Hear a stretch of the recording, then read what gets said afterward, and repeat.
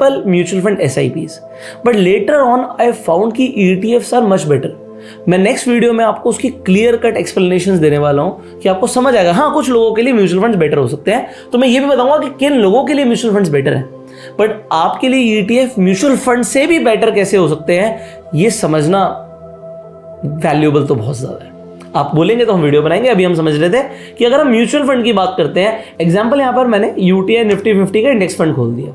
अब जब मैंने ये इंडेक्स फंड खोला तो अगर मैं यहां पे बात करूं, देखो एक तो वनडे का चार्ट ही नहीं आ रहा, दूसरी चीज आप इसे खरीदना चाहोगे, आप आज खरीदना चाहोगे, आपको यहां पर NAV मिलती है। ये जो 170 है इसे हम बोलते हैं नेट एसेट वैल्यू, और ये आपको आपके मर्जी का प्राइस मिलेगा या नहीं मिलेगा। दिन में उसका प्राइस ऊपर जा रहा था, नीचे जा रहा था, आपको कौन सा प्राइस मिलता है, यू नेवर नो। और ये आपको तब समझ आएगा जब मार्केट ड्रास्टिकली बढ़ रही होगी एक ही दिन में या ड्रास्टिकली गिर रही होगी एक ही दिन में।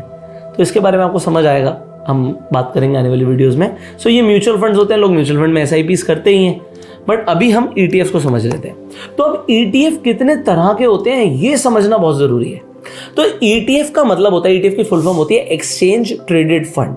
आप किसी एक स्टॉक में पैसा नहीं लगाते, आपकी एक डाइवर्सिफाइड इन्वेस्टमेंट हो रही है। मैंने निफ्टी 50 की बात करी थी, तो निफ्टी की 50 कंपनियों में अगर मैं एक ETF ले लेता हूं, मान लो FMCG का ETF, तो जैसे ही मैं FMCG ETF लेता हूं, अब FMCG की जो कंपनीज हैं, जैसे हिंदुस्तान यूनिलीवर है, डाबर है, कोलगेट है, जिलेट है, इन सारी कंपनीज में मैं अलग अलग जाके पोजीशन नहीं बना रहा। FMCG का सिंपल इंडेक्स होता है। ये जितनी भी मैं बातें बोल रहा हूं, तो अगर आप गूगल करेंगे तो आपको सीधा सीधा इंडेक्स मिल जाएंगे। सो निफ्टी FMCG आपको सीधा एक इंडेक्स मिलता है, और उस इंडेक्स के हिसाब से आपको ETF इन्वेस्टिंग के लिए ETF मिल जाते हैं। तो यहां पर अगर हम ग्राफ देखें तो यहां पर हमें निफ्टी FMCG का एक ग्राफ दिख रहा है, और सिंपली इसकी एक वैल्यू दिख रही है।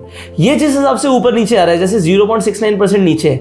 अब मैं जब ETF के ऊपर था, तो मैं ETF के ऊपर आ जाता हूं, ये देखिए ये भी लगभग 0.5% नीचे है। ये थोड़ा बहुत जो फ्लक्चुएशन होता है, ये क्यों होता है, ये डिटेल पार्ट है। आप ETFs के अंदर आर्बिट्राज भी कर सकते हो, तो ये सीखने वाली चीज है। आर्बिट्राज का मतलब क्या होता है, आर्बिट्राज ट्रेडिंग वो ट्रेडिंग होती है जिसमें नुकसान नहीं होता। आर्बिट्राज का मतलब यही होता है कि हम नुकसान नहीं लेंगे, बीच में जो डिफरेंस होगा उससे पैसा कमाएंगे।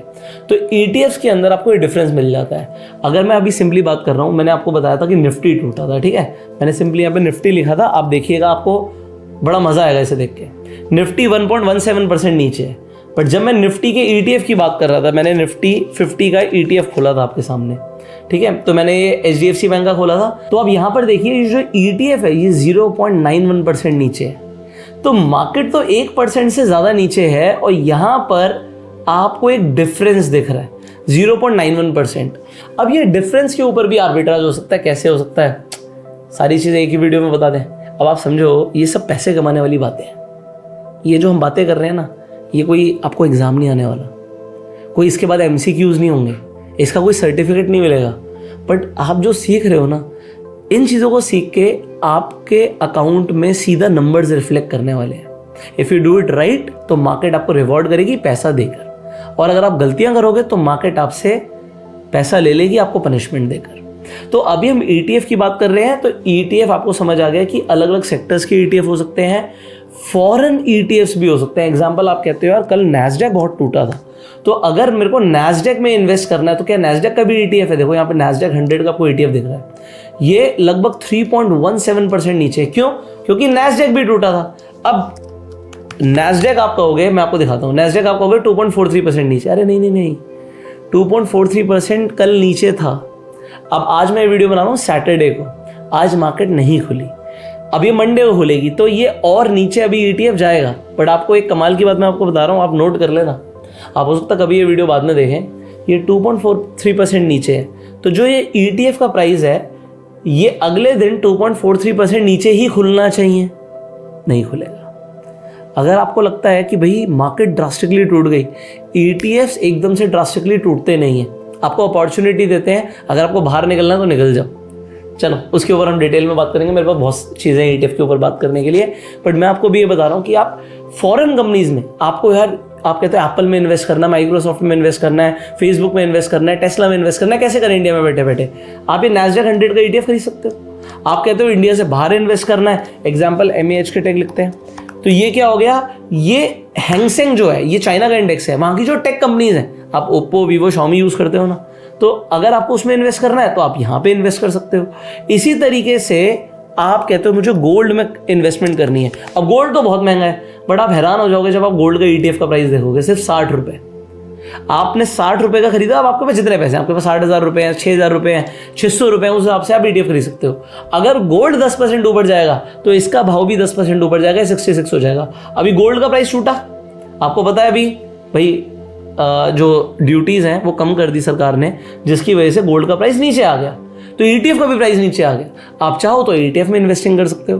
तो ये ETF में इन्वेस्ट करने के फायदे हैं। अब ETF कितने तरीके के होते हैं ये मैंने आपको बताया कि भाई आपके जो ETFs होते हैं ये सेक्टर स्पेसिफिक होते हैं। आप मेटल स्पेसिफिक गोल्ड और सिल्वर का ETF भी ले सकते हो।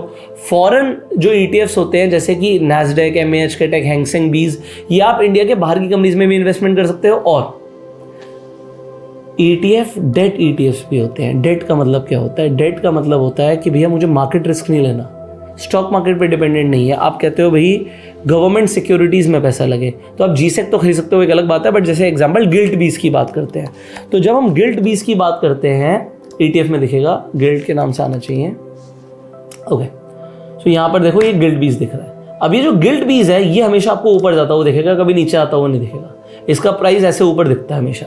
इसका प्राइस ऊपर क्यों दिखता है? क्योंकि यहाँ पर क्या हो रहा है, यहाँ पर कोई रिस्क इन्वॉल्व नहीं है, स्टॉक मार्केट रिस्क इन्वॉल्व नहीं है। इसकी जो रिटर्न होती है, अगर हम देखें एक साल की इसकी क्या रिटर्न है, तो इसकी एक साल की लगभग 9% की रिटर्न है। ये 9% की रिटर्न आपकी FD से बेटर रिटर्न आ रही है। बट यस, यहाँ पर रेपो रेट्स के ऊपर बहुत सारी चीज़ें डिपेंड करती हैं। तो आपको अगर ऐसा लगता है कि यार मुझे रिस्क नहीं लेना, इस वक्त मार्केट बहुत ऊपर चल रही है बट मेरे पास पैसा पड़ा है, उसे कहाँ इन्वेस्ट करूँ, सो आप डेट ETFs में भी इन्वेस्टमेंट कर सकते हो। अगर आपको लगता है सिर्फ मेरे को यार बिल्कुल रिस्क फ्री, बिल्कुल रिस्क ही नहीं चाहिए, आप लिक्विड बीज में इन्वेस्ट कर सकते हो। कुछ टाइम के लिए पैसा फ्री है, और इनफैक्ट आप जब ट्रेड करते हो तो आप अगर लिक्विड बीज को प्लेस मारते हो, इसका प्राइस हमेशा सेम रहता है। इसका प्राइस हमेशा 1,000 रुपये रहता है।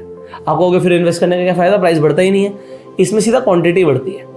अगर आपने मान लेते हैं 10 लाख का लिक्विड बीज खरीदा, तो आपकी लिक्विड बीज की क्वांटिटी बढ़ती रहेगी। आपने मान लीजिए 10,000 लिक्विड बीज खरीदे, 1,000 खरीदे, तो आपको कुछ टाइम के बाद दिखेगा आपके पास होगा 1,010 लिक्विड बीज, 1,020 लिक्विड बीज, 1,050 लिक्विड बीज।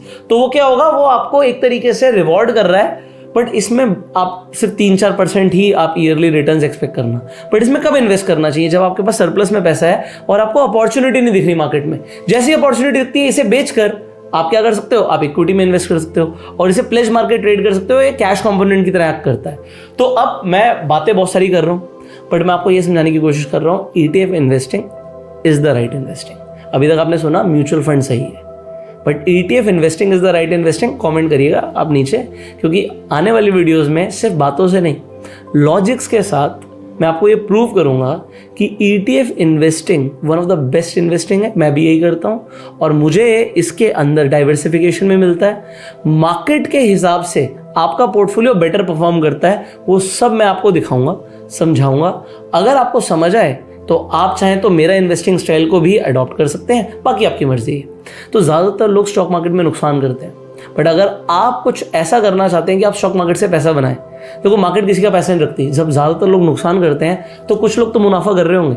अगर आपको उस कैटेगरी में आना है तो आपको आने वाली वीडियोस बिल्कुल मिस नहीं करनी चाहिए। सो मैंने जैसे बोला था, सब्सक्राइब कर लीजिए, बेल आइकन पर क्लिक कीजिए, और अगर आपको लगा ये वैल्यूएबल इन्फॉर्मेशन है आपके लिए तो इस वीडियो को आप शेयर भी कीजिएगा, जिससे मैक्सिमम लोगों तक ये वैल्यूएबल इन्फॉर्मेशन पहुंचे।